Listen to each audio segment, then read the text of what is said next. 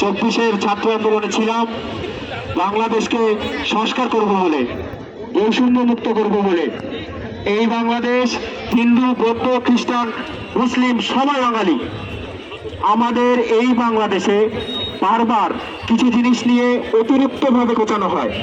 বারবার বলা হয় কেন 21কে টেনে আনছেন, আর 21 আমার হৃদয় আছে বলে টেনে আনছি। ওইখানে বার্নিং আছে,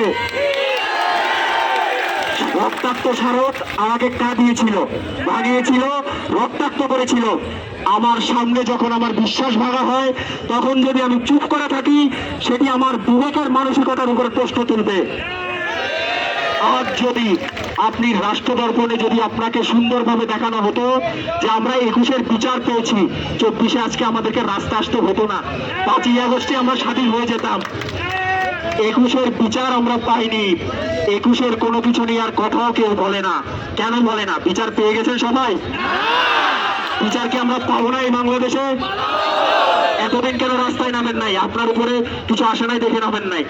আসছে, যারা আসছে সবাই নাকি চলে গেছে, কেউ যায় নাই।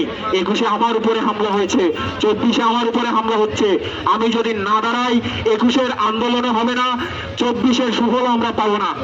আমাদের দরকার প্রশাসনিকভাবে আপনি যতই নিরাপত্তার পাহারা দেন, আপনি যত কিছু দিয়ে করুন, আপনার যদি পরিবেশ সামাজিকতা, আপনার যদি ওই সংগতি না থাকে, আপনি কোনোদিন এই সংকট সমাধান করতে পারবেন না। কিছুদিন পর পর যদি আমরা এভাবে রাস্তায় নেমে এসে অন্যান্য বিষয় নিয়ে দাঁড়াতাম, তাহলে হতো সমস্যা। কেন বারবার নিরাপত্তার ইস্যুতে আমরা রাস্তায় নামবো? কেন আমার উপরে হামলা হবে? সবাই সংকটের সমাধানের চেষ্টা করছে, সবাই সুন্দরভাবে চেষ্টা করছে সম্প্রীতির বাংলাদেশ গড়তে। সম্প্রীতির বাংলাদেশ গড়তে হলে আগের যে ক্ষতগুলো আছে, ওই ক্ষতগুলোতে মলম দিতে হবে। 21-এর যে নির্যাতন, 21-এর যে হামলাগুলো, ওই হামলাগুলোর ফুটেজ কিন্তু আমাদের ফোন থেকে ডিলিট হয় নাই। ওগুলোর ক্ষত আমাদের কাছে আছে। ওগুলো এখনো খুঁজলে বুকের কোনায়, ফোনের কোনায় আমাদের সুন্দরভাবে সাজানো আছে। ওখানে একটা বার্নিং আছে, আমার কাছে আছে। ওইখানের বার্নিং গুলো যাতে মুছে যায়, এই রক্তাক্ত জিনিস আমরা আর দেখতে চাই না। কিছুদিন পর আমাদের দুর্গাপূজা, আপনি পুলিশের পাহারা দিয়ে দুর্গাপূজা করবেন, ওই দুর্গাপূজা কিন্তু দুর্গাপূজা হয় না। আপনি পুলিশ পাহারা দিয়ে বৌদ্ধদের কঠিন চিমুক দাঁড় করবেন, ওই কঠিন চিমুকদার কিন্তু হয় না। এই বাঙালি সবাই, এই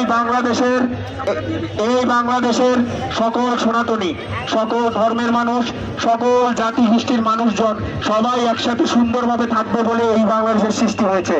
কোনো ভিত্তির উপরে আপনি দাঁড়িয়ে যদি বলেন যে এদেরকে আমি থাকতে দেবো না, তাহলে কেউই মেনে নেবে না। আমরা সবাই আজকে এখানে যারা উপস্থিত হয়েছি, কিছুক্ষণের মধ্যেই নামাজ বিরতি। তা আমি আর বেশি কিছু বলবো না, অনেক কিছু বলার ছিল।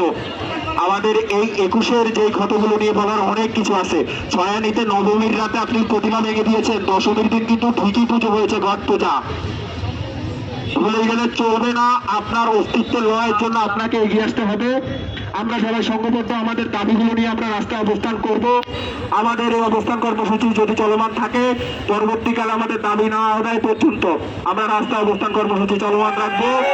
আমরা সবাই সংঘবদ্ধভাবে আজকে যেভাবে সুন্দরভাবে আমাদের এই সুন্দর অনুষ্ঠানটিকে সফল করার জন্য যারা এসেছেন, সবাইকে ধন্যবাদ। জয় শ্রীরাম।